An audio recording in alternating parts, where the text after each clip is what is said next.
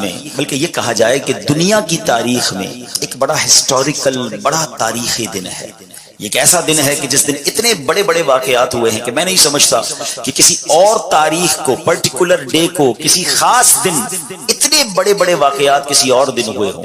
یقیناً ہم عاشقان صحابہ اور اہل بیت اس دن کو امام علی مقام، امام عرش مقام، امام حسین اور ان کے رفقا کے ساتھ جو ظلم کی داستان ہوئی کربلا کے میدان میں، اس بنا پر اسے یاد رکھتے ہیں، مگر اس کے علاوہ بھی اس دن بہت بڑے بڑے واقعات ہوئے۔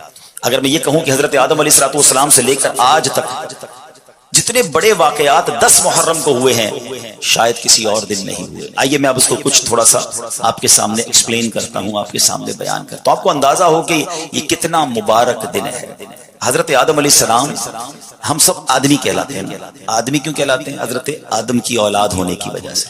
حضرت آدم کی پیدائش کب ہوئی؟ یعنی جب سے بنی نو انسان کا سلسلہ شروع ہوا، حضرت آدم سے شروع ہوا، تو حضرت آدم کی پیدائش کا جو دن تھا وہ 10 محرم الحرام کا دن تھا۔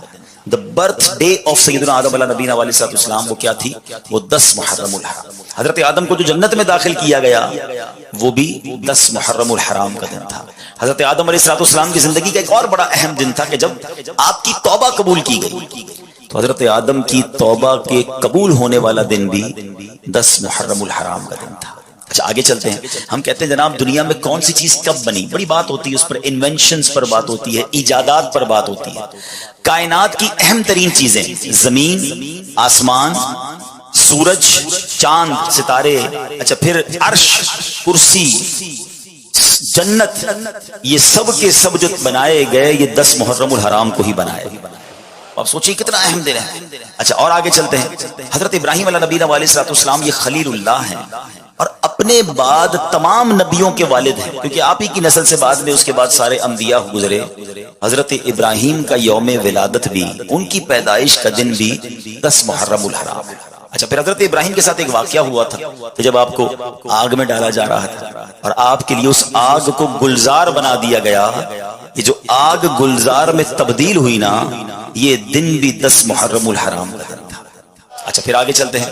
حضرت موسیٰ علیہ نبینا علیہ الصلوۃ والسلام کلیم اللہ ہے، آپ کی زندگی کا وہ تاریخی دن جبکہ بہت تکلیف دی فرعون کے لوگوں نے اور فرعون نے، مگر آپ کو اور آپ کی قوم کو نجات کیسے ملی تھی کہ دریائے نیل سے آپ تو نکل گئے، دریا نے راستہ دے دیا، مگر فرعون اپنے ساتھیوں کے ساتھ دریائے نیل میں غرق ہوا۔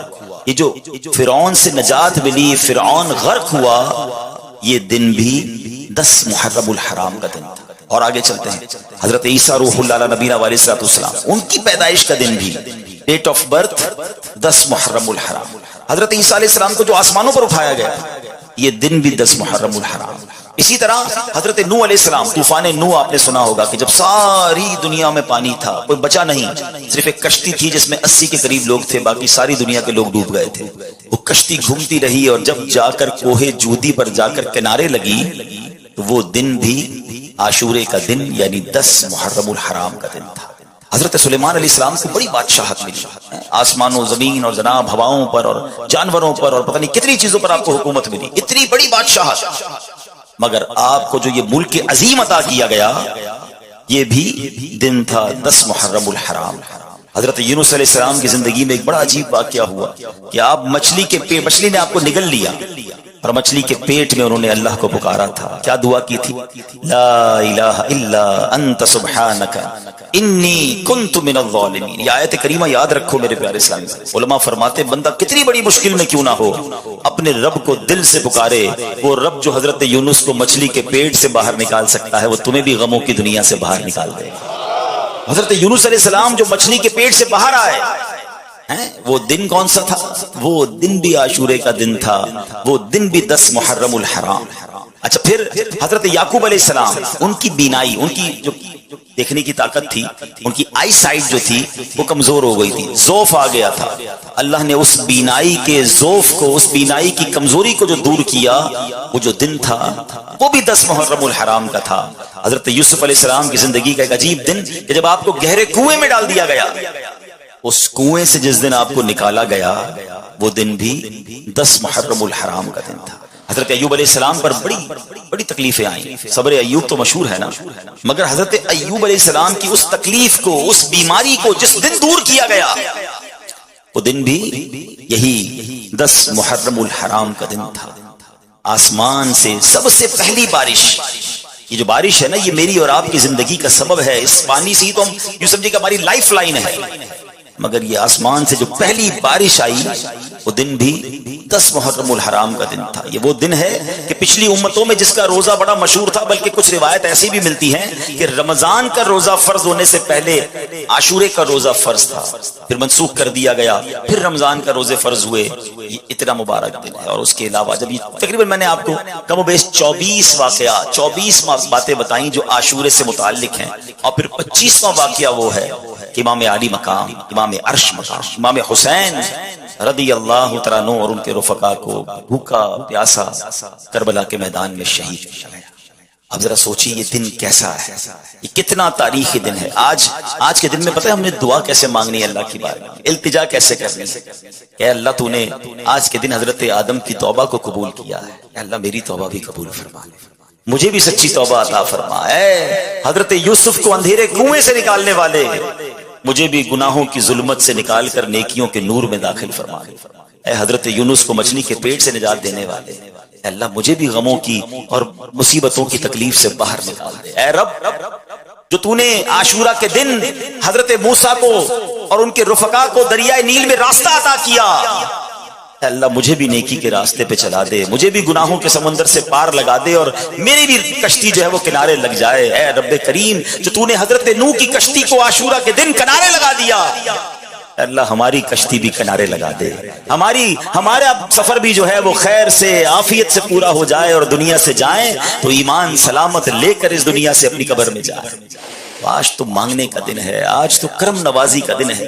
امام حسین اور ان کے رفقا کا وسیلہ پیش کر کے, شہدائے کربلا کی بات کر کے اللہ کی بارگاہ میں التجا کریں کہ اللہ ان قربانیوں کا واسطہ ہمیں بھی اپنے دین کی خاطر قبول فرما دے, ہمیں بھی مخلص مبلغ بنا دے. اللہ ہم سے بھی کوئی ایسی خدمت لے لے کہ ہم بھی تیرے دین کی خاطر کچھ ایسا کر جائیں کہ جب قیامت کے دن امام حسین سے ملاقات ہو تو ہم بھی عرض کر سکیں کہ حضور اپنے حصے کا چراغ جلا کر آیا ہوں, میں بھی آپ کے نانا جان کے دین کی کوئی خدمت کر کے آیا.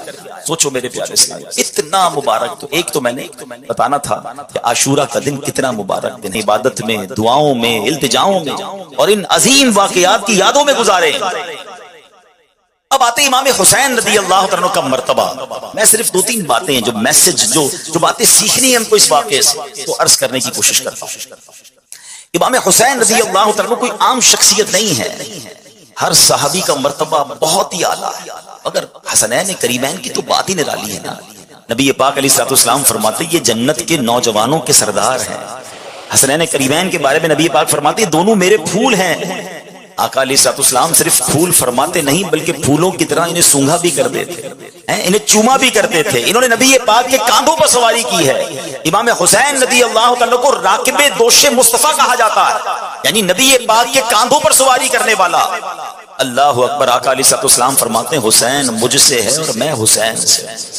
کیسا پیار ہے, کیسی محبت ہے. ہمارے یہاں جب کسی بچے کی ولادت ہوتی ہے نا تو ہم کسی بزرگ کو, کسی مولوی صاحب کو, کسی کوشش کرتے نیک بندے کو ڈھونڈیں جو کان میں اذان بھی دے دے اور تحنیک یعنی گٹی دے دے, کوئی کھجور کھلا دے, کوئی شہد چٹا دے. اچھی بات ہے, اچھی ابتدا ہوتی ہے, اس لیے کسی نیک بندے کا جھوٹا جو ہے ہمارے بچے کے منہ میں چلا جائے. مگر آپ کو پتا ہے امام حسین کی سٹارٹ کیسے ہوئی ہے, ان کی ابتدا کیسے ہوئی ہے. ایک تو امام حسین پیدا ہی مدینہ منورہ میں ہوئے, اور پھر سب سے پہلی خوراک انہیں کیا ملی, نبی پاک نے اپنی گود میں لیا. اچھا سرور کائنات علیہ الصلوۃ والسلام نے انہیں کوئی کھجور یا شہد نہیں چٹایا, پیارے آقا نے اپنی زبان مبارک امام حسین کے منہ میں دے دی. آئے ہائے ذرا سوچو تو صحیح, پہلی خوراک ہی لعاب مصطفیٰ ہے. نبی پاک کا مبارک لعاب جو ہے وہ امام حسین کی پہلی خوراک ہے. پہلی انہوں نے ان کی کانوں نے پہلی آواز کیا سنی ہے.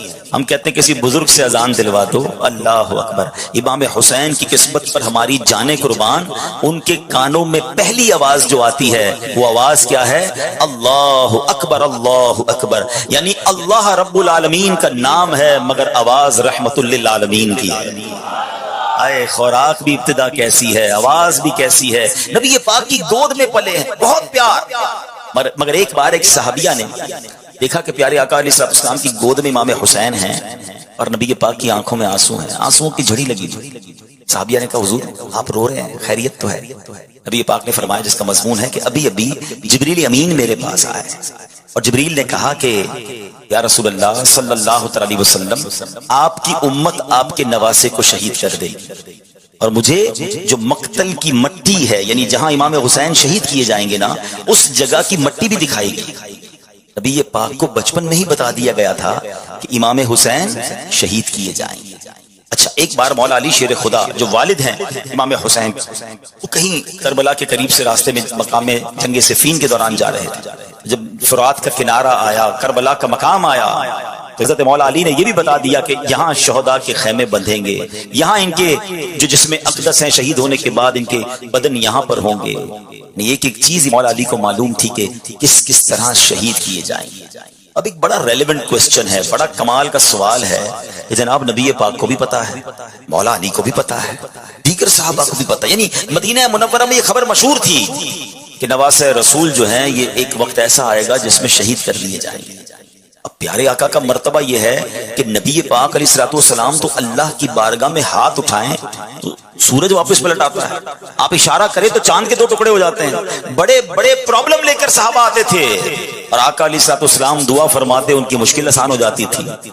ٹوٹی پنڈلی لاتے تھے، نبی پاک پنڈلی جوڑ دیتے، نکلی آنکھ لاتے تھے، میرے آقا لعاب دہن لگا کر آنکھ واپس لگاتے تو آنکھ روشن ہو جایا کرتی۔ ارے کون سا معاملہ تھا جو صحابہ نبی پاک سے عرض نہ کرتے؟ صحابہ کا یہ عقیدہ تھا کہ واہ کیا جود و کرم ہے، شہ بطحا تیرا نہیں سنتا ہی نہیں مانگنے والا تیرا۔ مگر سوال یہ ہے کہ نبی پاک نے دعا کیوں نہیں کی کہ یا اللہ حسین سے مجھے بڑی محبت ہے، میرا نواسا ہے، اے اللہ میں اس سے بہت پیار کرتا ہوں، اس سے کربلا کا امتحان ٹال دے، اے اللہ اس سے شہید ہونے سے بچا لے، اے اللہ اس پر ظلم ہونے سے بچا لے۔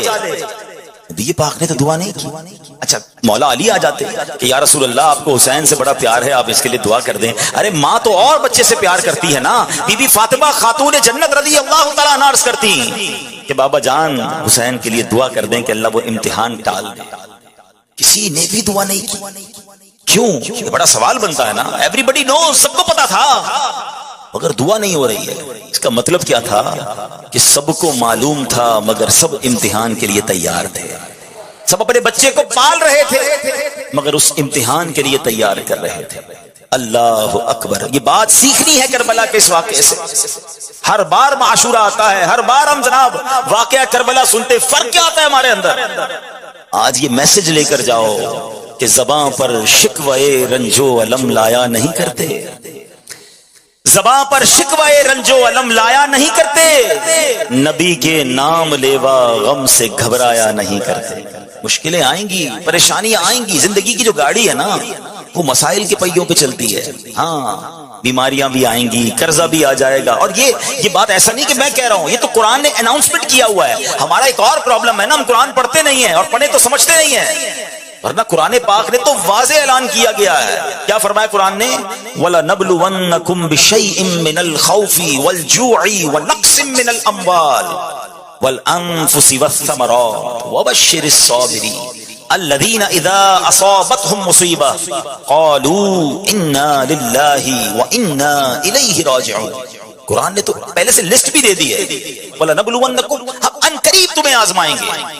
کن کن چیزوں سے وہ لسٹ بھی دے دی، من الخوف والجوع، خوف، تمہیں خوف آئے گا، دشمنیاں ہو جاتی ہیں نا، بعض اوقات ڈر لگ رہا ہوتا ہے، خوف بھی آئے گا، جوع، بھوک آئے گی، تنگی ہو جائے گی۔ آج کل کئی لوگ کہتے ہیں مہنگائی ہے، پورا نہیں ہو رہا، کھانا پراپر نہیں مل رہا، یہ آزمائش قرآن نے پہلے بتایا آئے گی۔ پھر فرمایا کہ تمہارے مال کم ہوں گے، تمہارے جسموں میں پرابلم آئے گی، بیماریاں آئیں گی، تمہارے پھل خراب ہو جائیں گے۔ اگر ان چیزوں سے جو نکل گیا، جو صبر کرے گا، وَبَشِّرِ الصَّابِرِينَ، خوشخبری ہے صبر والوں کے لیے۔ الذین اذا اصابتهم مصیبہ، جب مصیبت پہ گرفتار ہوتے ہیں تو کیا کہتے ہیں؟ قالوا انا للہ وانا الیہ راجعون، ہم اللہ ہی کا مال ہے، اللہ ہی کی طرف لوٹنا ہے۔ تو یہ ہے صبر والوں کا کام۔ تو اے میرے پیارے اسلامی بھائیوں، امام حسین کی شہادت کی خبر سب کو معلوم تھی، اگر کسی نے اس سے ڈینائی نہیں کیا، امتحان کے لیے تیار ہوئے، آج ہم پر چھوٹا سا امتحان آ جائے، کوئی بیماری آ جائے، سر میں درد پورے علاقے کو پتا ہے، پیٹ میں درد پورے محلے کو پتا ہے، تھوڑا سا نقصان ہو گیا پوری مارکیٹ کو پتا ہے، سب کو بتانا ہے۔ اچھا ایک تو بتانا نہیں ہے، بعض اوقات تو انداز بھی بڑا عجیب و غریب، کمپلین والا، پتہ نہیں کیا ہو گیا ہے، میری مشکلیں ختم ہی نہیں ہوتی ہیں، میرا قصور کیا ہے مجھے پتا نہیں۔ ارے سراپا قصور ہو کر اب کہتے ہیں کہ قصور پتا نہیں، صبر کدھر گیا؟ کیا معاذ اللہ کربلا والوں کا کوئی قصور تھا؟ ارے اللہ والے آزمائے جاتے ہیں، ہمیں تو تیار ہو جانا چاہیے کہ ریڈی ہو جاؤ، امتحان آ گیا ہے اور اب مجھے فیل نہیں ہونا ہے، مجھے پاس ہونا ہے۔ اچھا باتیں تو ہم سارے ہی کرتے ہیں صبر کی، کچھ لوگ ہوتے ہیں پورے علاقے کو پورے شہر کو بتا دیا اور اب کہتے ہیں بس بھائی کیا کروں، اب تو صبر ہی کر رہا ہوں۔ اب آپ صبر نہیں کر رہے، آپ نے بے صبری کر دی، آپ کا ثواب چلا گیا جناب۔ مزہ یہ ہے کہ میں جانوں میرا رب جانے، کسی کو پتا بھی نہ چلے۔ صبر جمیل کی تعریف بھی یہی ہے کہ بندہ مصیبت میں ہو اور سامنے والے کو پتہ ہی نہ چلے کہ اس کو کتنا بڑا دکھ ہے، نہ چہرے سے پتا چلے نہ انداز سے پتا چلے۔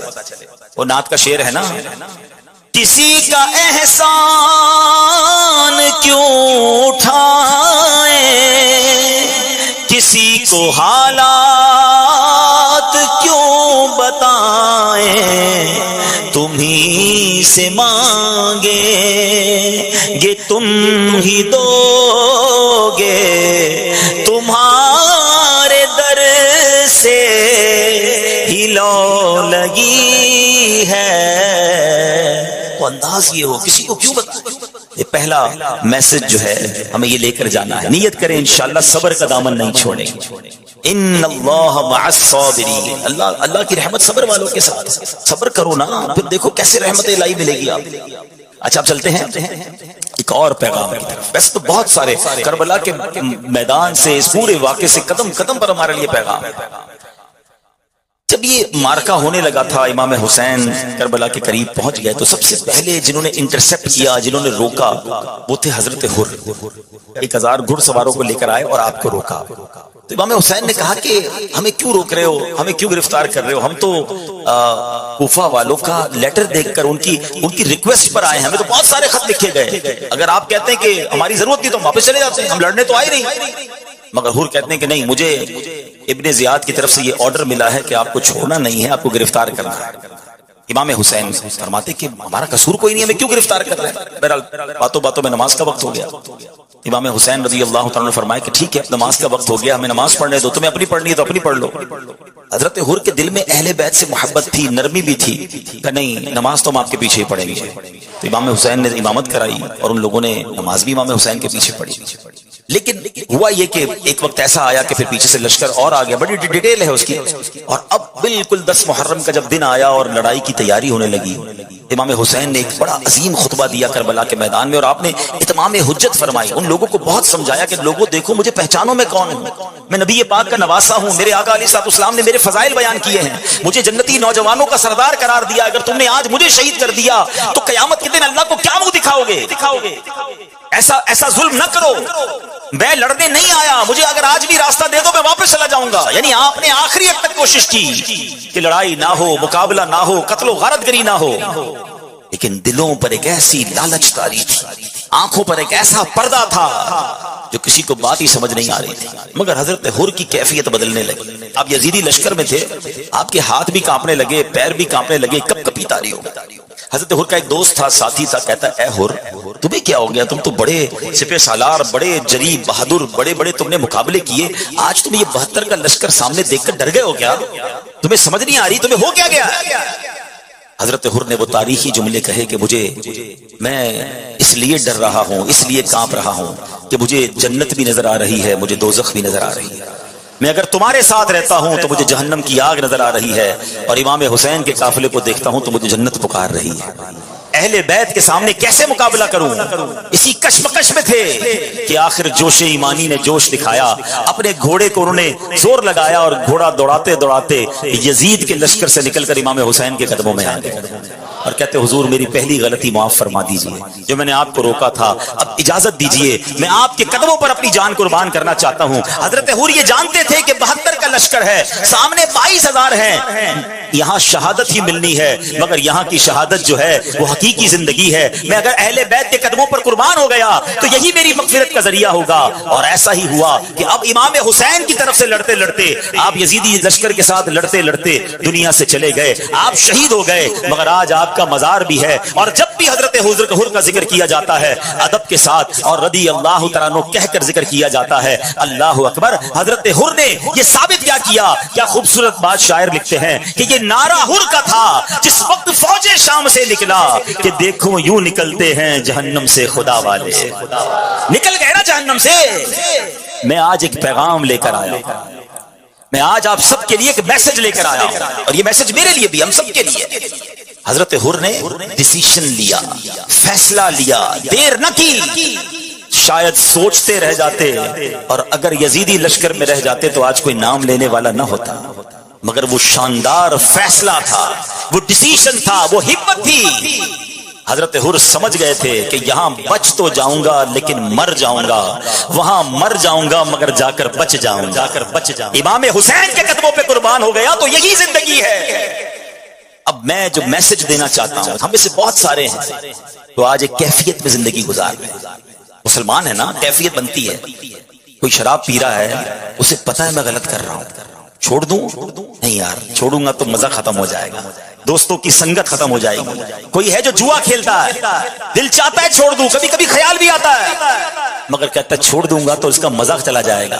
کوئی ہے جو حرام کما رہا ہے, سود کا کاروبار, رشوت کا کاروبار, چوری کر رہا ہے, ڈکیتی ڈال رہا ہے, لوگوں کی چیزوں پر قبضے کر رہا ہے, دھوکے دے رہا ہے. کبھی کبھی دل میں خیال آتا ہے چھوڑ دوں, ارے چھوڑ دوں گا تو کاروبار کیسے چلے گا, پیسے کم ہو جائیں گے. ایک کیفیت ہے, ڈیسیشن نہیں لے رہا ہے, سوچتا ضرور ہے, ہمت نہیں کر پا رہا ہے. حضرت حر کا وہ فیصلہ یاد کرو. ایک طرف مال تھا, دولت تھی, اقتدار تھا, زندگی تھی, 22,000 کے لشکر کے ساتھی تھے. دوسری طرف 72 لوگ تھے جن کے پاس اسلحہ بھی نہیں تھا, بچے تھے, خواتین تھی, پتا تھا جا کر شہیدی ہونا ہے. مگر کیا شاندار فیصلہ کیا کہ دیکھو یوں نکلتے ہیں جہنم سے خدا والے. وہ فیصلہ, وہ کربلا کا دن, یقیناً یہ آج کا ہی دن تھا. 10 محرم الحرام حضرت حر نے فیصلہ کیا. میں آج ہر اس اسلامی بھائی کو پیغام دے رہا ہوں جو فیصلے میں رکا ہوا ہے, میں حرام چھوڑوں کہ نہ چھوڑوں, میں شراب چھوڑوں کہ نہ چھوڑوں, میں غلط کام چھوڑوں کہ نہ چھوڑوں, میں بدکاری کر رہا ہوں, اس غدی عادت سے نکلوں کہ نہ نکلوں. اگر حسینی ہونا, اگر واقعی پنجتن کے غلام ہو, ارے آج سے بہتر دن تمہیں کون سا ملے گا فیصلہ کرنے کا. آؤ آج نیت کر لو, آج یقین کرو, تم نیت کر لو. تم بری محفل چھوڑ کر قدم تو بڑھاؤ اللہ کی رحمت کی طرف. ارے حرام روزی چھوڑ کر تم حلال کی طرف قدم تو بڑھاؤ. اگر تم حرام کا ایک دروازہ بند کرو گے, اللہ رحمت سے تم پر حلال کے کئی دروازے کھول دے. تم برے دوستوں کی محفلوں, شراب, جوئے, بدکاری کی کاموں کو چھوڑو تو صحیح. دیکھو اللہ تمہاری زندگی میں کیسی برکتیں ڈال دے گا. حضرت حر کے اس فیصلے کو آج یاد کرو.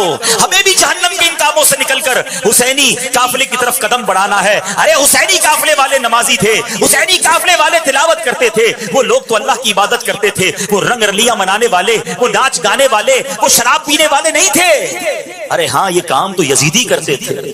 ایک طرف تو میں کہوں میں پنجتن کا غلام ہوں, دوسری طرف بری محفلوں میں, گندے کاموں میں ملوث. شراب پینے والا پنجتن کا غلام کیسے ہو سکتا ہے؟ نشہ کرنے والا امام حسین کا غلام کیسے ہو سکتا ہے؟ بدکاری کرنے والا, جوا کھیلنے والا, گندی باتیں کرنے والا, جھوٹ بولنے والا نہیں, نہیں, حسینی ایسا نہیں ہوتا. ارے اگر پنجتن سے محبت ہے تو پریکٹیکل اس کا ثبوت دو. امام حسین رضی اللہ عنہ کو پتہ عبادت سے کتنی محبت تھی. حضرت عباس رضی اللہ عنہ سے یہ جو لڑائی ہے, یہ جو مارکا ہے, کیا ایک دن ڈیلے ہو سکتا ہے؟ کیا مجھے ایک رات مل سکتی ہے؟ وہ رات کیا کرنا تھا؟ کوئی وصیت لکھنی تھی, کوئی فیملی کے ساتھ ٹائم گزارنا تھا. امام حسین کہتے ہیں میں چاہتا ہوں ایک رات جی بھر کے رب کی عبادت کر لوں, کچھ سجدے کر لوں, کچھ تلاوت کر لوں, کچھ ذکر کر لوں. آئے ہائے, یہ ہے حسینی طریقہ. اے میرے پیارے اسلامی بھائی, 9 محرم اور 10 محرم کی جو درمیانی رات تھی نا, حسینی خیموں میں تلاوت تھی, ذکر تھا, دعائیں تھیں, اور یزیدی خیموں میں ناچ تھا, گانے تھے, شراب تھے. اب میں اور آپ سوچیں ہماری راتیں کیسے گزرتی ہیں. مبارک ہو اسے جو عشاء پڑھ کر باوضو, کبھی کبھی تو صلاۃ التوبہ بھی پڑھ کر, سورہ ملک پڑھ کر سوتا ہے کہ میں سو جاؤں یا مصطفیٰ کہتے کہتے, کھلے آنکھ صلی اللہ کہتے کہتے. بہت اچھی رات ہے تمہاری, تمہارا یہ انداز, یہ حسینی طریقہ ہے. مگر وہ شخص جو رات گندی چیزیں دیکھ کر, فلمیں ڈرامے دیکھ کر, معاذ اللہ شراب پی کر, بے حیا دوستوں میں بیٹھ کر, اور عشاء بھی نہیں پڑھی، سویا تو فجر بھی نہیں پڑھی. کیا یہ یزیدی طریقہ نہیں؟ آؤ میرے پیارے اسلامی بھائی، اگر واقعی محبت ہے نا پنجتن پاک سے، اور یہ محبت ہمارے ایمان کا تقاضا ہے. نبی پاک فرماتے ہیں اللہ کی بارگاہ میں عرض کرتے ہیں کہ یا اللہ میں ان سے محبت، حسین سے محبت کرتا ہوں، حسن سے محبت کرتا ہوں، جو ان سے محبت کرے مولا تو بھی ان سے محبت فرما.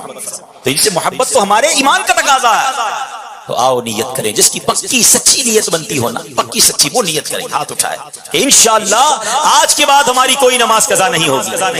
اگر کوئی حرام روزی کما رہا ہے، میرا کوئی بھائی شراب پی رہا ہے، میرا کوئی بھائی نشہ کر رہا ہے، اگر کوئی بھائی غلط کاموں میں ملوث ہے، ارے تمہیں سب پتا ہے تم کیا غلط کر رہے ہو، مجھے بھی پتا ہے. آؤ آج نیت کر لیتے ہیں کہ اگر پنجتن پاک سے محبت ہے تو سچی غلامی یہ ہے کہ ان برے کاموں کو چھوڑ کر حضرت حر کیسے چل پڑے تھے. ہائے ہائے، جہنمی لشکر سے نکلے اور جنتی لشکر میں داخل ہو گئے. اللہ مجھے بھی وہ قدم اٹھانے کی توفیق عطا فرمائے، آپ کو بھی یہ فیصلہ کرنے کی توفیق عطا فرمائے. اللہ کرے کہ آج کا دن ہماری زندگی میں ایک بہترین بدلاؤ لانے کا دن بن جائے، ہماری زندگی کا ایک شاندار دن بن جائے، ایک یادگار دن بن جائے. دوست پوچھیں، رشتہ دار پوچھیں، ارے بھائی آپ وہ فلاں کام غلط کرتے تھے، اب آپ نے چھوڑ دیا، تو آپ کہیں میں پنجتن کا غلام ہوں، میں نے جھوٹ بولنا چھوڑ دیا. میں پنجتن کا غلام ہوں، میں نے نماز 5 وقت پابندی سے شروع کر دی. ارے میں امام حسین کا غلام ہوں، میں کیسے کسی مسلمان کو دھوکہ دے سکتا ہوں، میں نے دھوکہ دینا چھوڑ دیا، میں نے حرام کمانا چھوڑ دیا، میں نے رشوت لینا چھوڑ دی. آؤ میرے پیارے اسلامی بھائیوں، آج اس حضرت حر کے قدم کو یاد کرتے ہوئے آپ بھی قدم اٹھائیے، نیکی کی طرف آگے بڑھ جائیے، پھر دیکھیں کیسا فیضان پنجتن نصیب ہوتا ہے، فیضان اہل بیت کیسا نصیب ہوتا ہے. الحمدللہ یہی دعوت اسلامی کا پیغام ہے کہ اب آ ہی گئے ہیں تو بدل کر جائیں. دعوت اسلامی کے عالمی مدنی مرکز میں آئے ہیں، گناہوں کی عادت سے سچی توبہ کر کے جائیں. آج بہترین فیصلہ کر لیجئے. رب کریم سے دعا کرتا ہوں، اے اللہ عاشورے کا دن بڑا مبارک دن ہے، اے رب کریم تو نے آج ہی کے دن حضرت یوسف کو اندھیرے کنویں سے نکالا تھا. اے اللہ ہم بھی گناہوں کے گہرے کنویں میں غرق ہو گئے ہیں، اے پروردگار ہمیں ان اندھیرے کنویں سے باہر نکال دے. اے حضرت موسیٰ کو دریائے نیل کے ذریعے راستہ دینے والے، اے اللہ ہمیں بھی ایسے راستے پر چلا دے جو جنت کا راستہ ہے. اے رب کریم تو نے حضرت یونس کو عاشورہ کے دن مچھلی کے پیٹ کے اندھیرے سے باہر نکالا تھا. پروردگار ہم تجھ سے التجا کرتے ہیں کہ آج ہمیں برائیوں کے اندھیرے سے نکال کر نیکیوں کے راستے پہ چلا دے. خدا کی قسم سچے دل سے مانگو، وہ رب ضرور مدد فرمائے گا،